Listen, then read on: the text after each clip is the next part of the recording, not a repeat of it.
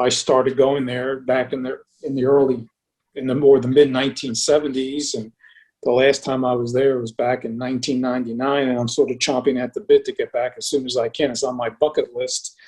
So I really hope I can do that. But when you see the youth there interacting with people of all different ages, and it just falls within so well the mission, the concept, the ideals of the Chautauqua Institution, the Chautauqua movement.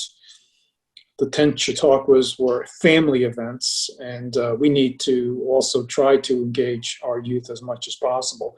And of course, my feeling is civics education is so crucial and so important for us to understand more intensely and more intimately what's involved with our democracies. One of the things that I've always found that matches the federal model that we have, right, our federalism system here in America, is that it's actually really awesome and incredible that there are certain things that happen nationally, and yet I get to see things at that level, but I also get to really experiment and look at local work and state level work. And I think that is a really important feature of federalism and our very unique government and structure that we've created over these last 200 plus years.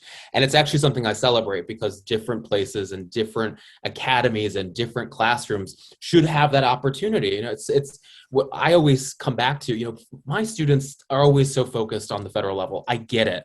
But we have to remember that, and Tocqueville really, you know, showed this in his work, it's at the local level where we have the most impact and the most touch points with government. It's local government and local organizations that are truly the civil society and the civically virtuous parts of our civil society that make the largest difference in our country. And I think that's a beautiful and incredible piece.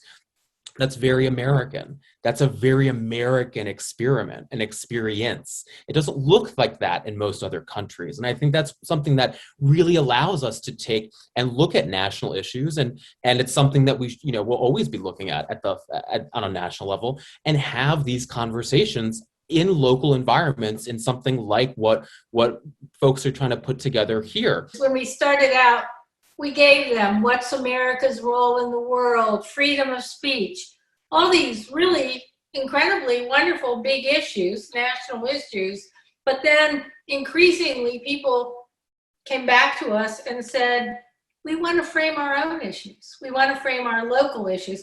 And even students in high schools. So even though there still is a national issues forum, and there are people at the national level who have a process for framing 3 or 4 issues every year, we have people all over the country who've taken this on themselves and framed their local issue. The issue isn't important. The issue is important, but it's not what's most important. It's that people learn how to deliberate and weigh options and make choices and decisions as citizens. What I think you can learn by participating in a national issues forum that you can transfer to other places where you have to make decisions, in your church, in your community, in your civic organization. So, I mean, I completely agree with you. I mean, the everyday folks will immediately take you back to their local issues. That's what's burning with them. It's great to talk about 1787. I'm the first person that is happy to do it. But I also think it's important to talk about how we make a difference, right? And that's a part of a civic and constitutional education too.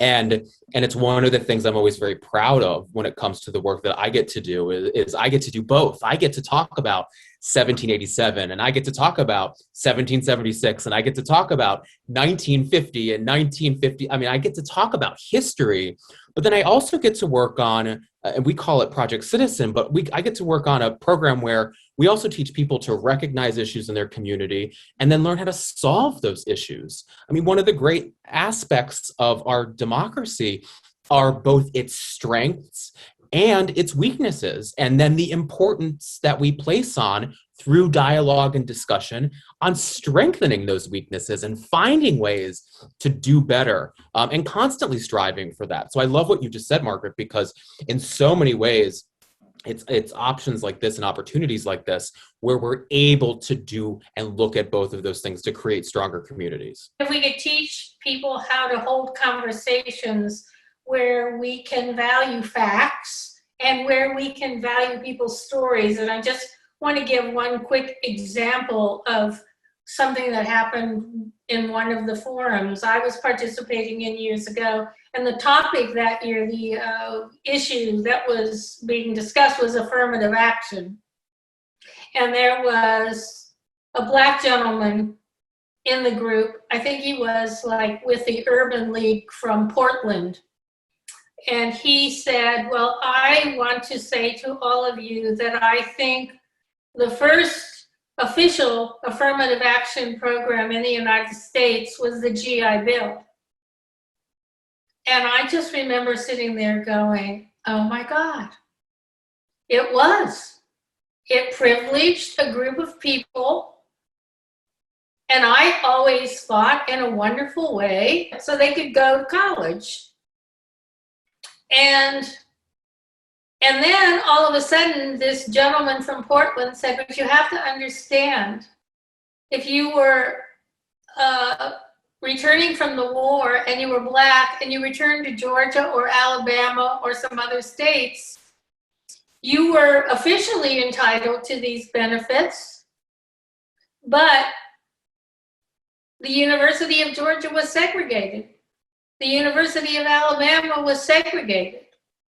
And the people of white privilege would say, well, you need to move. Really? So to me, that was where hearing the story was so important to considering and weighing the issue, because it seemed like this was an affirmative action practice that on the surface sounded really wonderful, but it had not been an opportunity for everyone. And that was a part of then the deliberation. By having the different perspectives and voices, and that's where I think facts matter, and also these stories matter that we sometimes haven't considered. My husband and I always touchstone the Smithsonian Mall, and I noticed off to the right at the intersection of Constitution and 4th, a new exhibit that had not been there before, and it's the Dwight D. Eisenhower. And it is set in front of the Department of Education. And it's all about the war, and our commander-in-chief. But when I approached it, I thought it was going to be about Arkansas. And as you're talking and you realize how on President Eisenhower's watch, he sent the national troops to Little Rock to escort the children, you realize that was just the start. I come out of the tradition of social studies or civic education that's kind of critical and progressive. And to come from that camp of my discipline, I guess, would put you in kind of a reformist position, especially so in Georgia, because our schools, I mean, it's not a tough sell conceptually to argue that people should talk together and facts matter and reason and listening.